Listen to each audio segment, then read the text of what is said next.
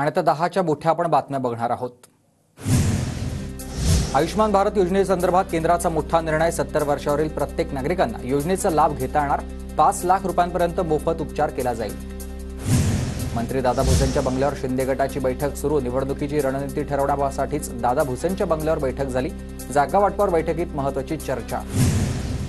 लोकसभा सचिवालयाकडून शरद पवारांच्या पक्षाचा एनसीपी असा उल्लेख। निवडणूक आयोगाप्रमाणे एनसीपी शरद पवार असा उल्लेख नाहीये।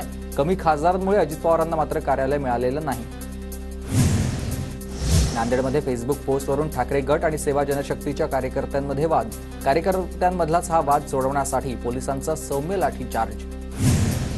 23 सप्टेंबरला इम्तियाज जलील मुंबईमध्ये संविधान रॅली काढणार। रामगिरी महाराज नितेश राणे यांच्यावर कारवाई न झाल्यानं संविधान रॅली। मुख्यमंत्री उपमुख्यमंत्र्यांना जलील संविधान भेट देणार। राजकीय पक्षांनंतर आता राज्य निवडणूक आयोगाकडून देखील विधानसभा निवडणुकीची तयारी सुरू।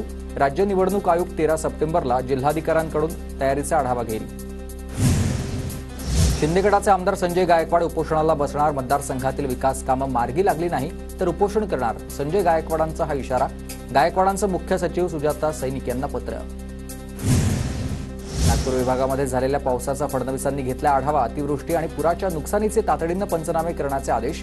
गडचिरोली, गोंदिया, भंडारा या जिल्ह्यात सर्वाधिक नुकसान।